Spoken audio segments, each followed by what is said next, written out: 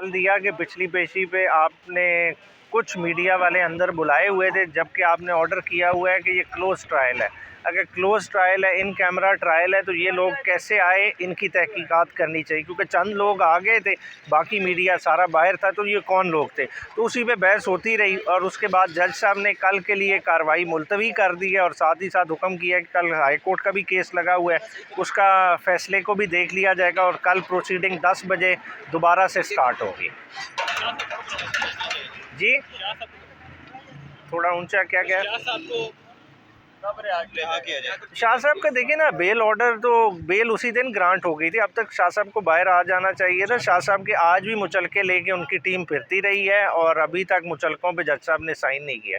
मेरे ख्याल से ड्यूटी बनती है, मुचलके श्योरिटी बॉन्ड जब बंदा लेके खुद हाजिर है तो उसे कर देना चाहिए और आज शाम तक शाह साहब को आ जाना चाहिए। मगर ओवरऑल हुकूमत की नीयत नहीं लगती शाह साहब को बाहर निकालने की। सर, खान साहब और जज के दरमियान कोई मुकालमा ऐसा हुआ हो दिलचस्प?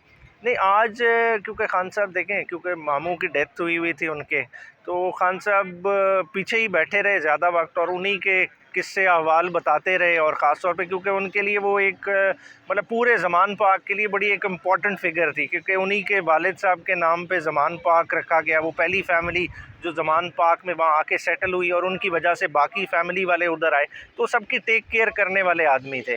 और मतलब वो कहते थे कि मतलब हमसे बड़े थे तो हम उन्हें शेरिफ के नाम से याद करते थे, तो आज यही वो कह रहे थे कि हम शेरिफ को सारे मिस कर रहे हैं।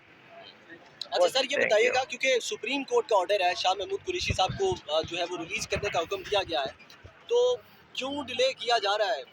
अच्छा, ये तो देखें, ये तो बड़ा एक क्वेश्चन मार्क है हमारे जुडिशल सिस्टम पे कि उपकार तो अब जारी हो जानी चाहिए। श्योरिटी लेके अगले हफ्ते वाली तारीख से आज तक फिर रहे हैं शाह साहब की टीम।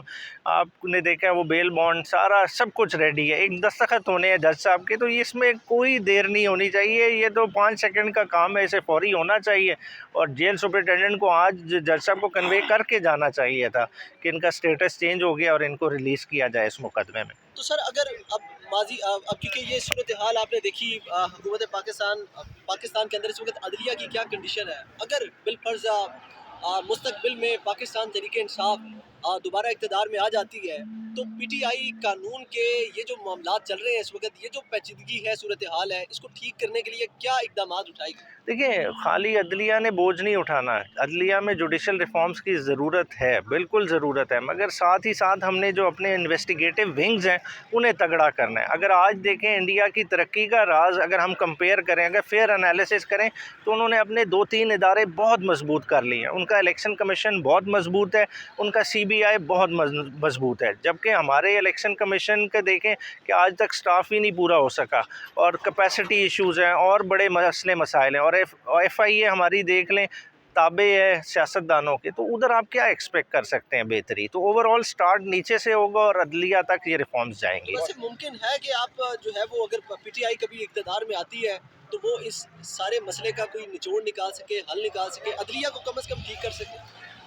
ओवरऑल सिस्टम ओवरऑल होना है और करना है और उस लिहाज से अब हमारी टीम भी तैयार होती जा रही है। पहले देखें ना, फ्रैंकली बात करें कि एक ज़हन में खाका ज़रूर था जब हम 18 में इक़्तिदार में आए, मगर जिन लोगों पे हम रिलाई कर रहे थे उनकी अपनी डेफिशिएंसी थी और जिस वजह से हमें शुरू में हज़ीमत का सामना करना पड़ा। इंशाअल्लाह ताला इस दफ़ा वो मसले नहीं होंगे और ओवरऑल खान साहब अब खुद सिस्टम से इतना गुजर गए हैं कि हर बारीकी का अब उन्हें खुद भी अंदाज़ा है।